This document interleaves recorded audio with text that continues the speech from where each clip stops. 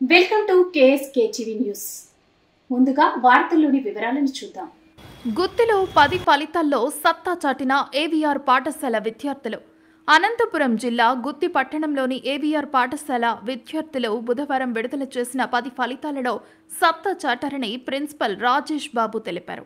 వారు మాట్లాడుతూ 10వ తరగతి ఫలితాల్లో అన్సురు నిషా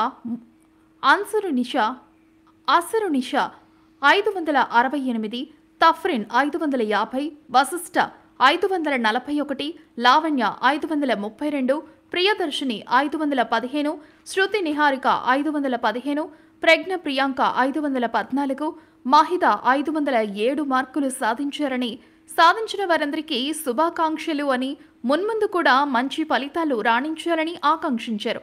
అనంతరం పాఠశాల వద్ద విద్యార్థులను అభినందించారు.